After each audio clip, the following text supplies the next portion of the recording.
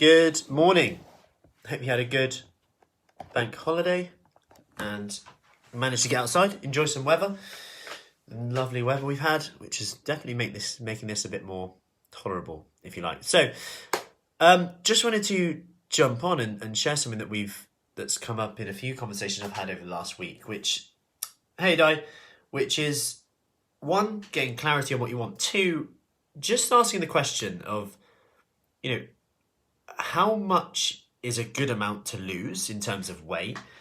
How fit do we need to be? And what this means on a weekly basis. Now, the reason I bring this up is because quite often we fail because we give up or we don't do it for long enough to see the results that we want. And I shared Rita's story last week. So Rita's lost 22 kilos. If you haven't seen the picture, I'll put it in the comments, actually. I'll show her transformation. If you're listening to the podcast, go on to fruitsyfit.com. It'll probably be on one of the pictures there. But the reason I'm showing this, she lost 22 kilos from just over a year. So it was about 15 months. Now, if you work out how much that is a month and in a week, it's a minuscule amount, like to the extent where people who say you lost like a third or a half of a pound one week and you were doing a lot of things that you felt were doing it right, doing it all correctly, but you're like, I've lost 10 pounds before in 2 weeks and this is slower. We might think that it's not working. Hey Julie, hey Ashley, we might think it's not working, then actually give up. Now my point is that when you actually look at the big end results, like the big end result after 12 months, this is huge difference. If you look at the picture, absolutely huge. And anyone who loses 22 kilos or anyone who's just fitter, stronger, who's exercised for, say, 14 months quite consistently, whether that's 2, 3, 4 times a week, you just got to progress at your level.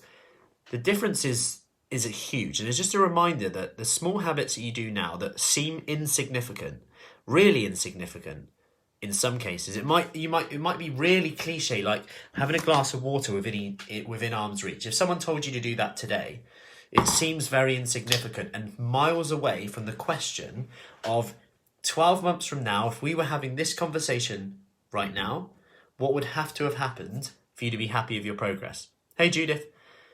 So 12 months from now, if we were having this conversation again, what would have to have happened for you to be happy with your progress?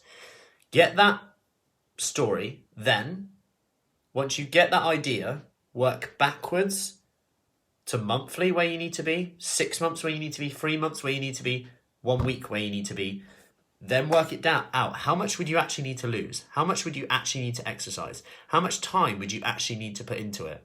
Because in some cases, it's not as much as you think. Yet, even though we want to achieve this, if we only lose like a pound or half a pound or a quarter of a pound or stay the same or lose the odd half a pound, we sometimes give up or think it's not working when actually, one, there's way more to this. Your fitness, mental health, how you feel, your energy levels.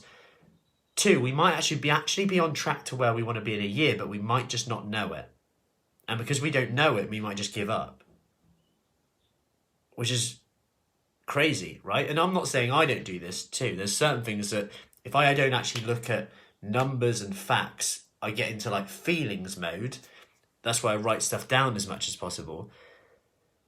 I start to almost be like emotionally responding to situations. And you'll find yourself when you emotionally respond to something, like when you actually ask questions like what are the facts here, you'll be able to step back and make a better response. And if you're tired, stressed a bit, be very wary that you might be making an emotional response. For example, stepping on the scales after drinking, then you're tired, stressed, and you've put on a pound, like you might just think that things aren't working when actually the reality is, you know what, I had a good night last night, didn't sleep that much, etc., whatever, you're going to fluctuate. In fact, I could go on one with the scales. You could have the best week ever and put on weight. You could be retaining more water. The heat could make you put on weight. Sunburn could make you put on weight because it creates an inflammatory reaction. So, I hope that makes sense. And I hope that kind of just puts a seed in your head to think, you know what, actually, am I on course for where I want to be next year? Or even if you haven't even thought about that question, if we are having this conversation right now, where would you need to be in 12 months from now for you to be happy with your progress? Then work backwards, because actually you might be doing better than you think. And don't compare yourself to someone else. A bit like Adele I spoke about the other day. She was... I didn't even realise she was out of the public eye for so long. And she's done that, however she's done it is irrelevant. But whatever you do, if you can do something that you can stick to, do something that you enjoy, do something that doesn't feel like there's an end point. And by that, I had a conversation with one of these this morning, and she said, hey Emma, she actually said, you know what, I'm only losing about £0.5 1 week, staying the same the next half, but I'm not finding it hard. It fits my lifestyle and it's trickling down away. And then we had that year conversation, and it's like, if you don't need to change anything, everything's going fine. It was like we just spent most of the time talking about the weather and Boris Johnson. So, yeah, that's the way you kind of want it, rather than being like, oh, I can't wait till week 5 of my diet so I can have that blowout and then go again.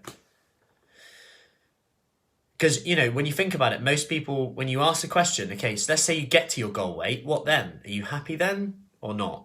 Are you thinking, oh, I've deprived myself of so much, I can't keep going with this? Because if you're thinking that, is it going to be sustainable? Also, then you can ask the question, and this is a good question to ask, I think, if you are in that position. What am I depriving myself of if I go back to my old ways? If I put the weight back on? And it's fine if you do have, like, that happens, it will go up and down, but if you stop doing the things that make you feel better, what are you depriving yourself of then? Anyway, I hope that helps. Bit of a ramble this morning. Have a great weekend. Enjoy the weather and take care. Speak soon.